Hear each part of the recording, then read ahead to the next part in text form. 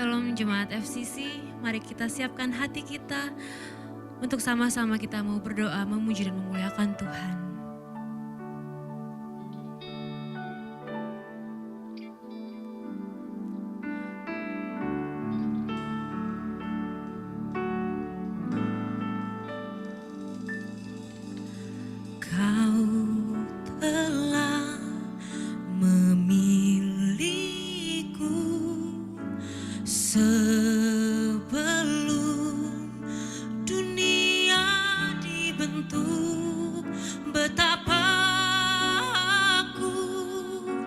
Bersyukur padamu ya Tuhan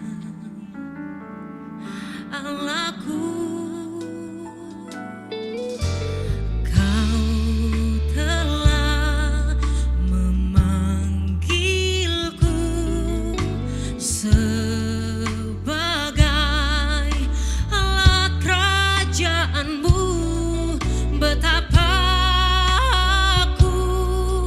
bersyukur padamu atas perbuatanmu. Jadikan aku bait suci-Mu yang kudus dan yang tiada bercela. Jadikan aku mezbah doamu bagi keselamatan bangsaku.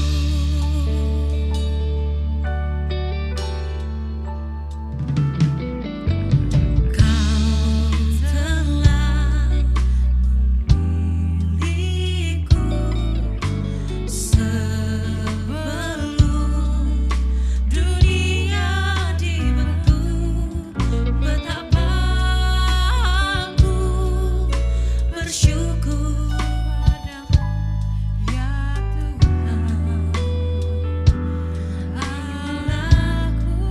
Kau memanggilku, Kau telah memilihku sebagai alat kerajaanmu. Betapa aku bersyukur padamu atas perbuatan. Jadikan aku bait suci-Mu yang kudus dan yang tiada bercela. Jadikan aku mezbah doamu bagi keselamatan bangsa. Jadikan aku bait suci-Mu yang kudus dan yang tiada bercela. Jadikan aku mezbah doamu bagi keselamatan bangsaku.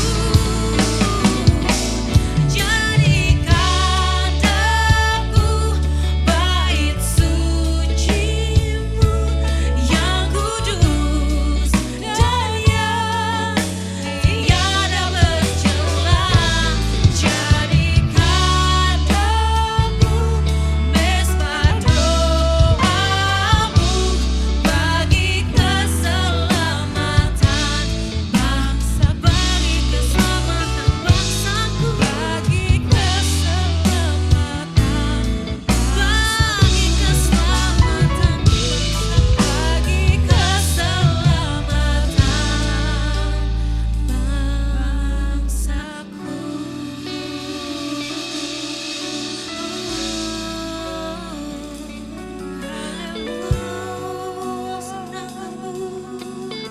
Jadikan kami Tuhan bait suci-Mu. Muliakan Engkau, tinggi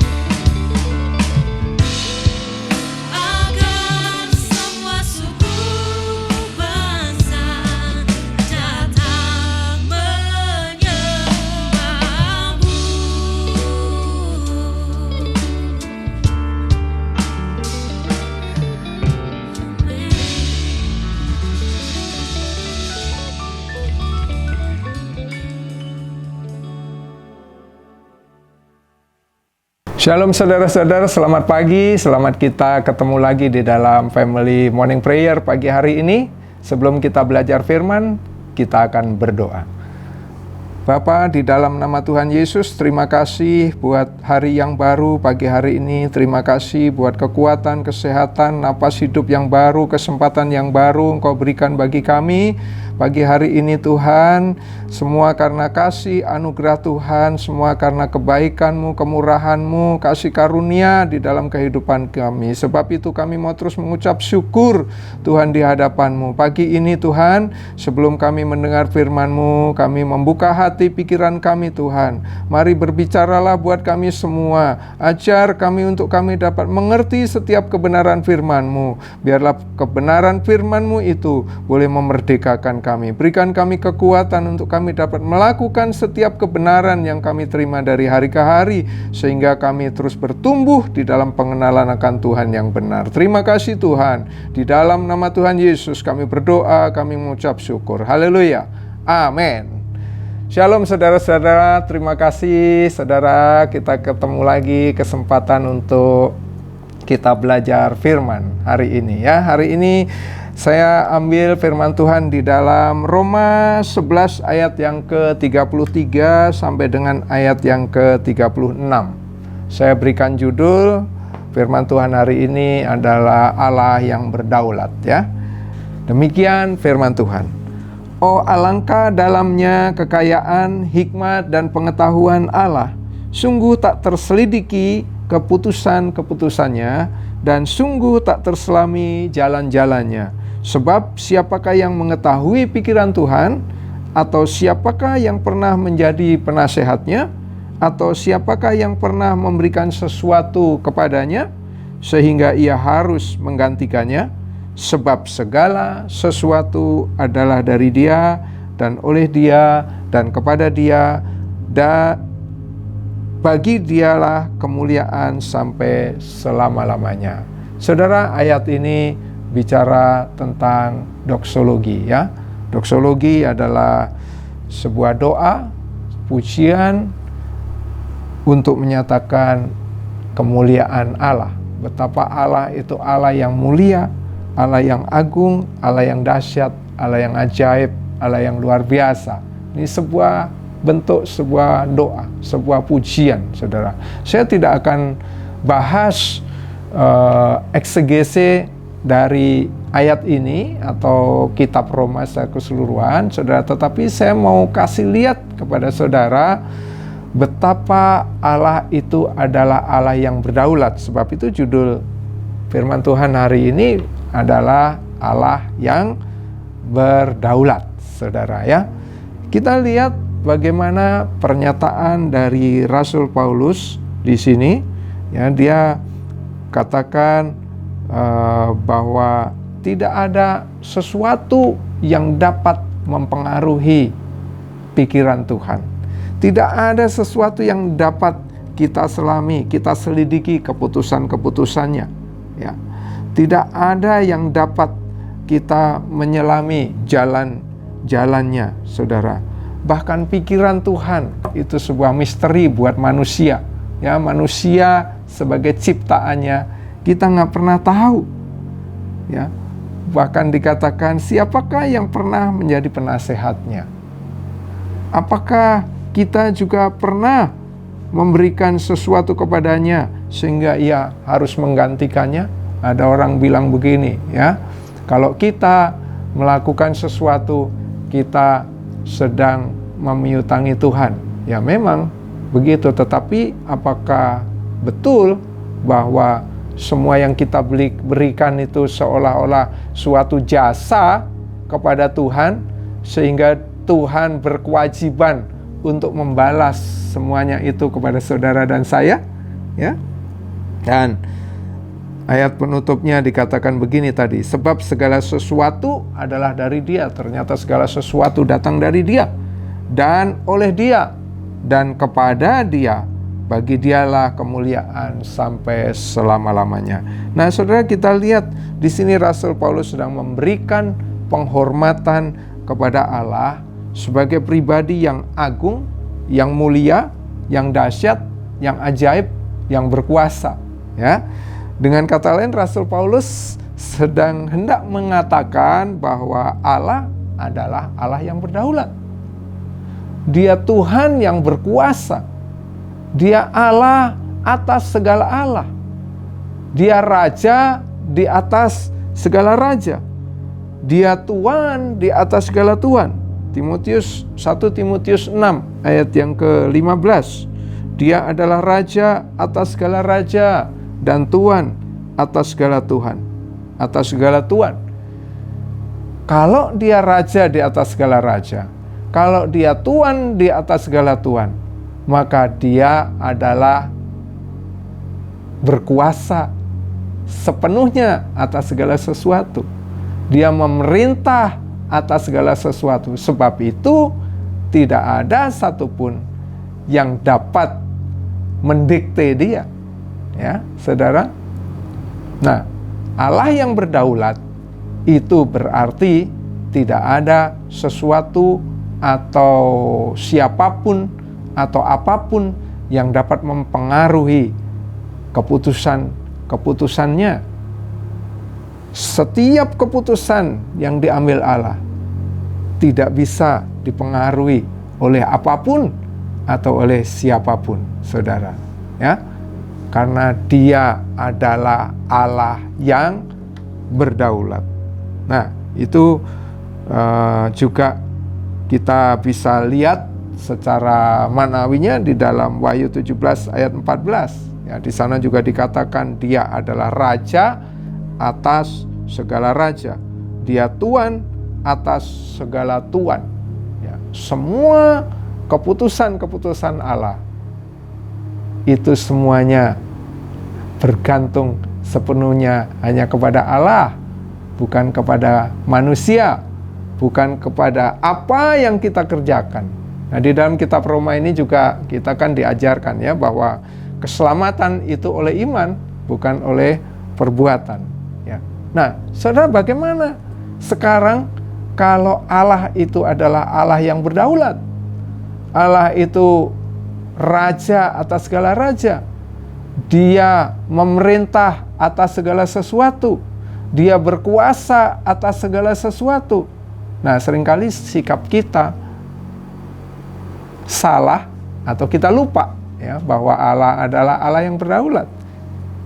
Dari mana kita seringkali tidak sadar atau keliru kita memperlakukan Tuhan kita, ya. Yang pertama, di dalam doa-doa kita, ya, ketika kita datang kepada Tuhan, kita seringkali datang dengan segala daftar permintaan kepada Tuhan, ya. Ya, daftar belanja nih, daftar permintaan kepada Tuhan. Ya, dengan berharap Tuhan melakukan semua yang kita inginkan. Dengan kata lain, kita sedang mendikte Tuhan, kita sedang mengatur Tuhan apa yang Tuhan harus lakukan untuk diri saya. Apa yang Tuhan harus kerjakan sesuai dengan keinginan saya. Ini nggak sopan banget ya saudara ya. Kalau Allah adalah Allah yang berdaulat, seharusnya itu tidak kita lakukan. Kok kita yang ngatur Tuhan, saudara? Bukan Tuhan yang mengatur kita, kita yang mengatur Tuhan. Nih Tuhan, pokoknya harus begini, pekerjaanku, sekolahku, ya, kesehatanku, ya, ini sakit, sembuhkan, dan seterusnya, saudara. Kita datang dengan segala daftar kepada Tuhan. Dan kita mau supaya Tuhan memenuhi semua apa yang kita inginkan di dalam daftar itu. Ya. Yang kedua, saudara dan saya seringkali berpikir begini, kalau saya melakukan ini, saya melakukan itu, maka pasti Tuhan akan membalas apa yang saya lakukan. Seolah-olah Tuhan berhutang kepada saudara dan saya. Ya. Saudara ingat, sesungguhnya saudara dan saya yang berhutang kepada Tuhan. Kita yang berhutang nyawa, saudara, berhutang darah kepada Tuhan.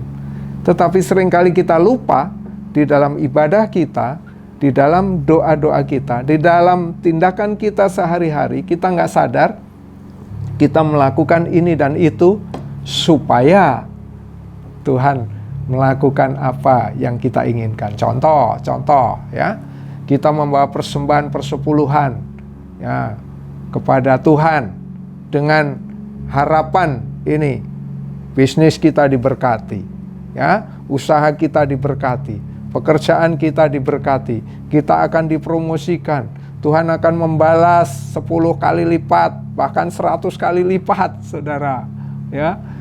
Atau kita melakukan sesuatu yang lain dengan cara apa? Untuk mendapatkan pekerjaan, kita berdoa, berpuasa, semua nggak salah, ya, kita lakukan itu baik. Tetapi kalau motivasi kita melakukan sesuatu supaya Tuhan melakukan apa yang menjadi kehendak kita sendiri, maka itu yang keliru. Itu bukan iman yang benar, saudara, ya. Nah, ada orang yang melayani sungguh-sungguh, merasa giat melayani Tuhan dengan berpikir, kalau saya melayani Tuhan sungguh-sungguh, pasti saya diberkati. Saudara, ini bukan memperlakukan Tuhan sebagai Allah yang berdaulat. Ini memperlakukan Tuhan seperti apa yang kita mau. Kita melakukan ini dan itu supaya Tuhan melakukan apa yang kita mau. Nah, yang ketiga, kita mungkin memiliki dalil-dalil tertentu, saudara. Berusaha untuk merumuskan definisi-definisi tertentu. Karena kita pikir dengan cara itu Tuhan mau melakukan apa yang kita inginkan. Nah, saudara, kita nggak sadar di situ, ya. Makanya ada, saudara, begini ya, 3 rahasia supaya diberkati, 3 rahasia supaya mengalami mujizat. Seolah-olah Tuhan bisa diatur dengan apa yang akan kita lakukan. Tuhan bisa diatur dengan apa yang sedang kita usahakan, saudara. Padahal Dia adalah Allah yang berdaulat. Kita nggak bisa ngatur Tuhan. Nggak bisa, saudara, ya. Nah, jadi bagaimana dengan begitu? Kalau begitu mungkin ada di antara saudara yang bertanya, lah, kalau Tuhan tidak bisa dipengaruhi oleh apapun, kalau keputusannya itu sudah pasti dan Dia berdaulat dan saya tidak bisa mempengaruhi Tuhan, kenapa saya harus berdoa?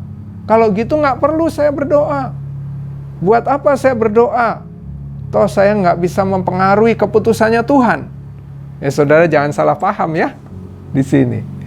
Kenapa kita harus tetap berdoa? Ya harus dong, saudara, kita tetap berdoa. Nanti kita belajar itu ya. Saya nggak akan jelaskan itu hari ini, sebab kita akan menyimpang nanti kalau saya jelaskan ini. Kita harus tetap berdoa, saudara. Tapi doa yang seperti apa? Doa yang bagaimana? Apa itu doa? Nah, kita harus paham itu di situ, saudara, ya. Kita akan bahas di tempat yang lain. Ya, kita baca dulu Roma 9 ayat yang ke-15. Firman Tuhan katakan begini, Aku akan menaruh belas kasihan kepada siapa aku mau menaruh belas kasihan, dan aku akan bermurah hati kepada siapa aku mau bermurah hati. Saudara, Rasul Paulus di sini mengambil kisah Yakub dan Esau, ya, untuk menggambarkan keadilan versi Tuhan, bukan keadilan versi manusia, ya. Kalau saudara baca di dalam kisahnya tentang Yakub dan Esau, nah di sana dikatakan bahwa ya Tuhan lebih mengasihi siapa, saudara? Ya, Yakub, ya, daripada Esau, ya kan? Waduh, nggak adil dong Tuhan kalau begitu, ya. Kok Tuhan ini justru sepertinya memberkati penipu? Dia sudah mengerjai saudaranya, ya, saudara. Dia nggak adil dong Tuhan. Nah, saudara, di sini Rasul Paulus menegaskan, ya, kepada saudara dan saya. Kalau kita lihat ayatnya dikatakan begini, aku akan menaruh belas kasihan kepada siapa aku menaruh belas kasihan, dan aku akan bermurah hati kepada siapa aku bermurah hati. Tuhan mengambil keputusan tidak berdasarkan situasi apapun, oleh pengaruh apapun, tetapi dia melakukannya atas dasar kehendak dia, sebab dia adalah Allah yang berdaulat. Tidak bisa diatur oleh apapun, oleh siapapun. Demikian, ya. Jadi tetap berdoa, saudara. Saudara dan saya harus berdoa dong. Memang, saudara, berapa banyak itu ayat di dalam Alkitab menulis bahwa saudara dan saya tetap harus berdoa. Ya, para rasul kasih nasihat supaya kita terus berdoa. Ya, tetapi doa yang seperti apa? Apa itu doa? Nah, itu nanti kita belajar. Ya, oke. Nah. Oke, jadi bagaimana seharusnya sikap kita sebagai orang yang dipanggil untuk menjadi orang percaya? Apa yang harus kita lakukan? Sikap kita seperti apa? Supaya jangan kita tiap kali tanpa sadar kita memperlakukan Tuhan tidak secara seharusnya, ya. Kita memperlakukan Tuhan seolah-olah dia sebagai pesuruh, ya, sebagai suruhan kita, ya, sebagai suruhan kita. Kita suruh untuk melakukan hal-hal yang kita inginkan. Nah, ini tentu bukan sikap yang seharusnya sebagai orang-orang percaya, ya. Orang Yahudi itu begitu hormat kepada Tuhan. Makanya dia setiap kali membaca kitab Taurat, ketika dia ketemu kata Allah atau bahasa Ibraninya YHWH, ya, Yahweh gitu kan, atau Yod He Wo He, ya kan. Nah, di sana diganti sama dia karena dia melihat Allah itu betapa agung, betapa mulia, begitu dahsyat, begitu terhormat, begitu tidak bisa didefinisikan, saudara. Maka dia panggil Adonai, Elohim, ya, Adonai, Tuanku. Karena begitu menghormati dia. Bagaimana dengan kita?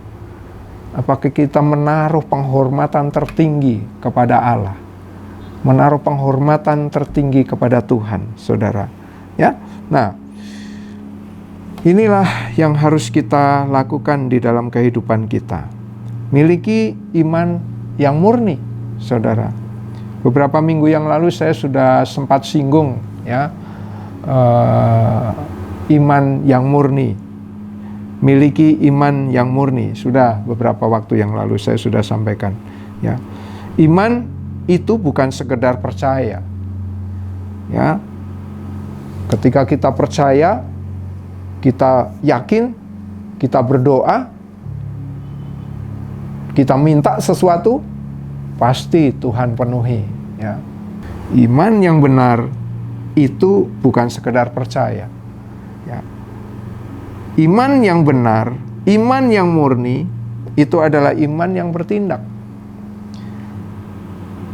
Kenapa kita bertindak? Ya karena semata-mata kita percaya kepada apa yang difirmankan Tuhan. Nggak peduli hasilnya nanti seperti apa.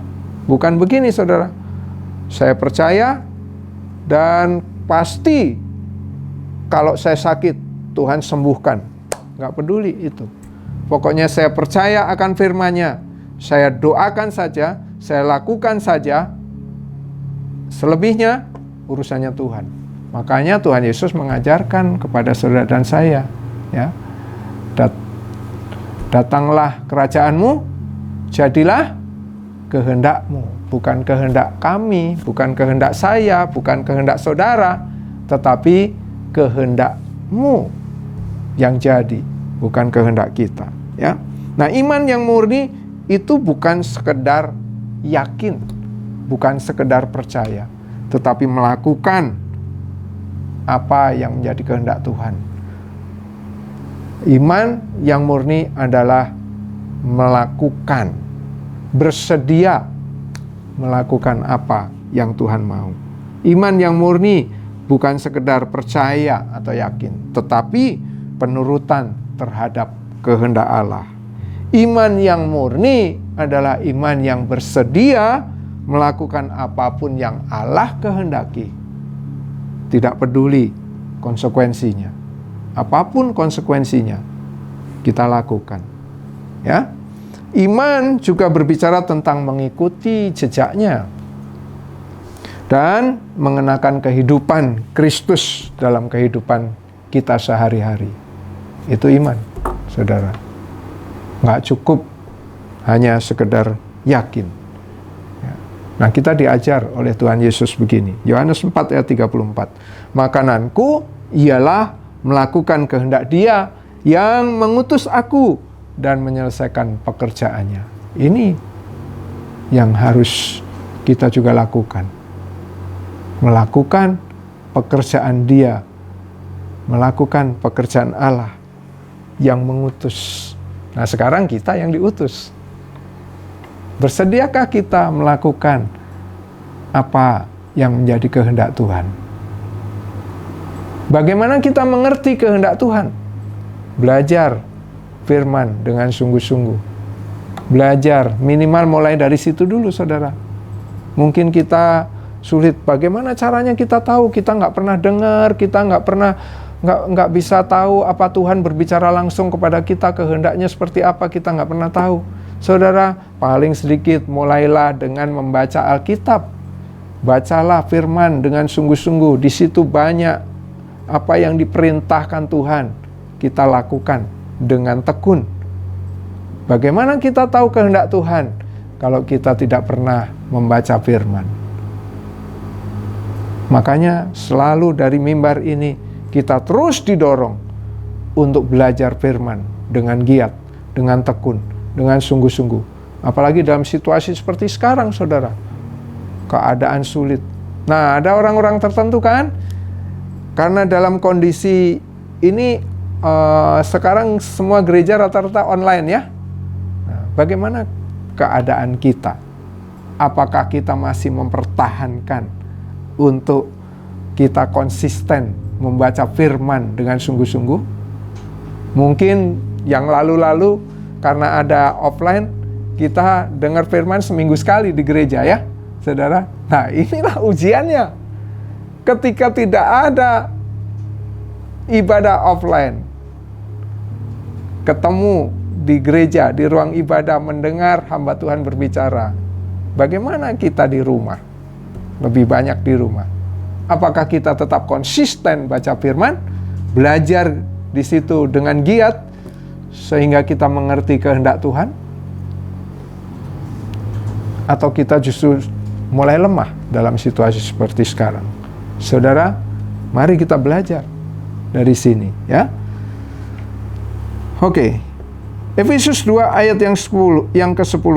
Karena kita ini buatan Allah, diciptakan di dalam Kristus Yesus untuk melakukan pekerjaan baik yang disediakan Allah sebelumnya.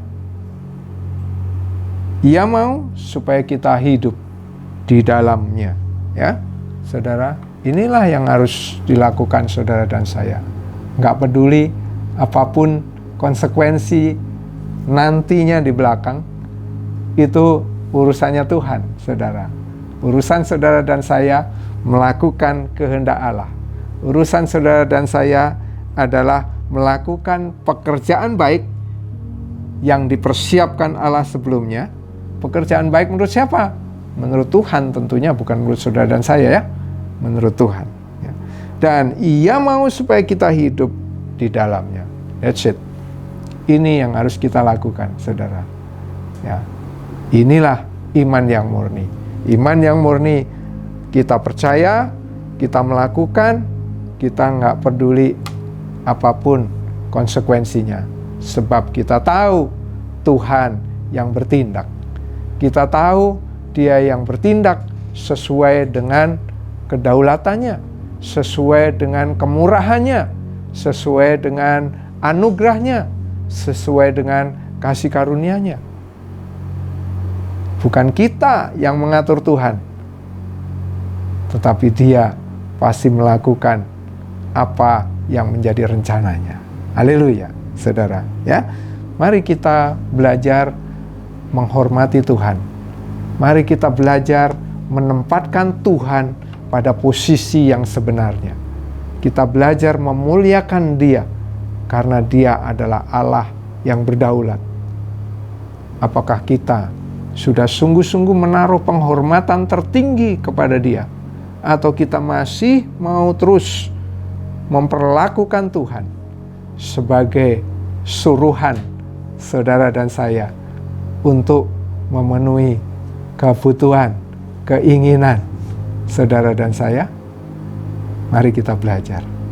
Kalau ada, mungkin selama ini kita nggak sadar, saudara, kita nyanyi, kita bilang Allah adalah Allah yang berdaulat, tetapi di dalam praktek hidup kita sehari-hari, justru kita sedang melecehkan Tuhan. Kita sedang memperlakukan Tuhan dengan tidak semestinya, dengan tidak seharusnya. Padahal Dia adalah Allah yang mulia, Allah yang agung, Allah yang ajaib, Allah yang berdaulat. Dia Raja di atas segala raja. Dia Tuhan di atas segala Tuhan. Dia memerintah atas segala sesuatu. Kalau ada kita selama ini dengan tidak sadar, mari kita belajar untuk kembali memuliakan Dia, Raja di atas segala raja. Amin. Demikian firman Tuhan, saudara. Kiranya ini boleh membuat kita menjadi semakin mengerti, memperlakukan Tuhan sebagaimana seharusnya. Mari kita berdoa. Tuhan Allah Bapa kami mengucap syukur buat firman-Mu pada pagi hari ini ya Tuhan. Terima kasih buat apa yang sudah kami terima pada pagi hari ini. Berikan kami kekuatan untuk kami dapat melakukan setiap kebenaran firman-Mu. Kami berdoa juga pagi hari ini untuk negeri kami Tuhan. Kami percaya Engkau Tuhan Allah yang berdaulat, Tuhan yang menaruh belas kasihan atas bangsa ini. Engkau Tuhan yang mempunyai rencana atas bangsa ini ya Tuhan. Sebab itu kami serahkan bangsa ini ke dalam tangan-Mu, negeri kami ke dalam tangan-Mu, pemerintahan negeri kami ke dalam tangan-Mu, mulai Bapak Presiden, Pak Jokowi, bahkan sampai seluruh aparat yang ada Tuhan, mulai dari yang paling tinggi sampai yang paling rendah, kami serahkan semuanya ke dalam tangan-Mu Tuhan. Terima kasih Bapa, kami percaya Engkau Allah yang berdaulat, Engkau yang mengatur segala sesuatu. Sebab itu kami mau serahkan semua ke dalam tangan-Mu. Berikan hikmat buat Pak Jokowi, buat seluruh pengelola negeri ini Tuhan, untuk mengambil keputusan dengan cara yang benar, mengatasi pandemi, mengatasi krisis ekonomi, mengatasi resesi ini ya Tuhan. Biarlah semuanya itu terjadi sesuai dengan kehendak-Mu, sehingga negeri ini boleh dipulihkan, negeri ini boleh mengalami kesembuhan, negeri ini boleh kembali sejahtera ya Tuhan. Terima kasih Bapa, terima kasih. Semua kami kembalikan kepadamu di dalam nama Bapa, Anak dan Roh Kudus, yaitu di dalam nama Tuhan Yesus. Kami berdoa, kami mengucap syukur. Haleluya, amin. Terima kasih saudara, sampai ketemu lagi. Tuhan Yesus memberkati.